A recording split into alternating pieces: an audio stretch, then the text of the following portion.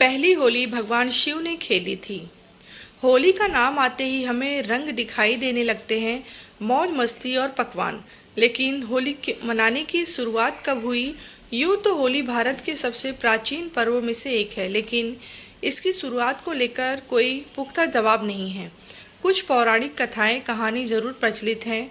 उनमें सबसे ज़्यादा सुनी सुनाई जाने वाली कथा है हिरण्यकश्यप और विष्णु भक्त प्रहलाद की, होलिका दहन की। लेकिन इसके अलावा भी कई कथाएं हैं जो राधा कृष्ण और शिव पार्वती से जुड़ी हुई हैं।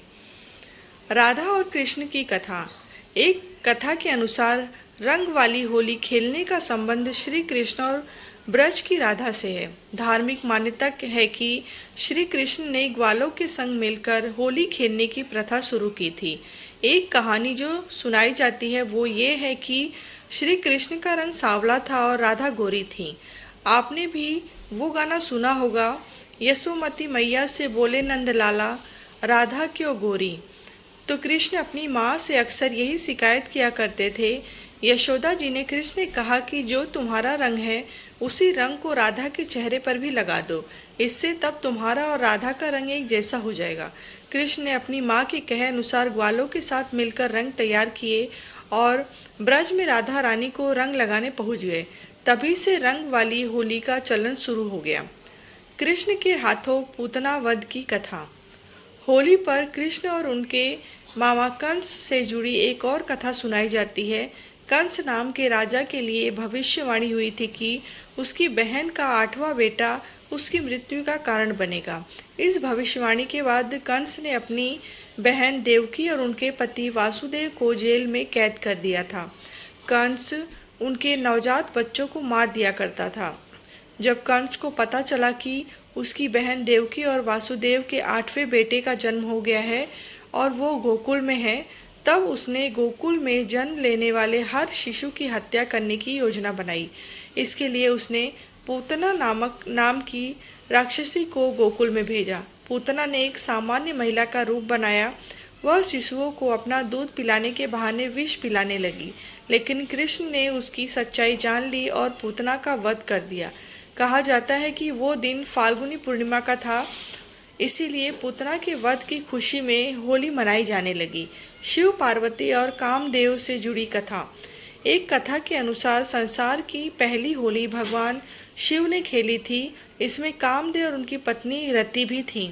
कथा के अनुसार जब भगवान शिव कैलाश पर ध्यान में लीन थे, तब तारकासुर के वध के लिए कामदेव और रति ने शिव को ध्यान से जगाने के लिए नृत्य किया। रति और कामदेव के नृत्य से भगवान शिव का ध्यान भंग हुआ तो उन्होंने गुस्से में कामदेव को भस्म कर दिया।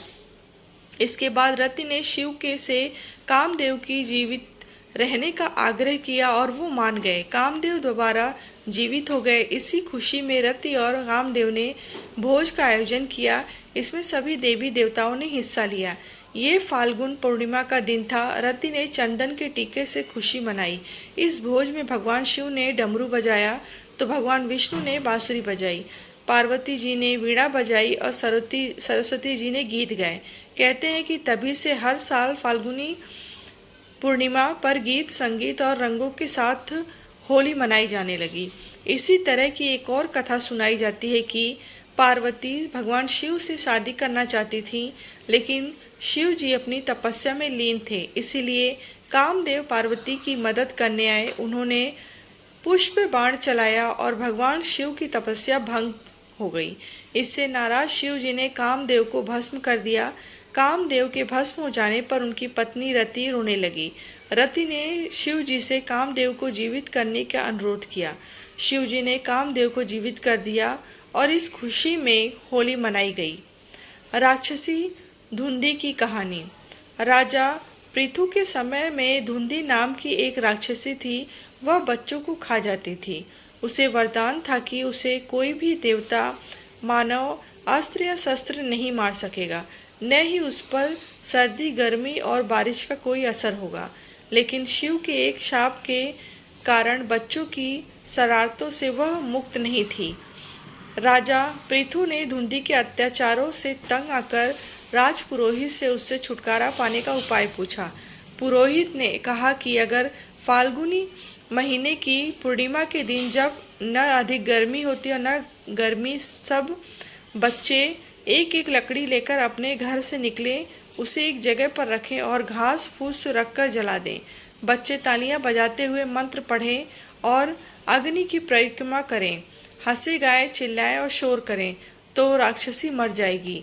पुरोहित की सलाह का पालन किया गया और जब धुंधी इतने सारे बच्चों को देखकर आग के पास आई तो बच्चों ने एक समूह बनाकर नगाड़े बजाते हुए धुंधी को घेरा, धूल और कीचड़ फेंकते हुए उसको नगर के बाहर खदेड़ दिया।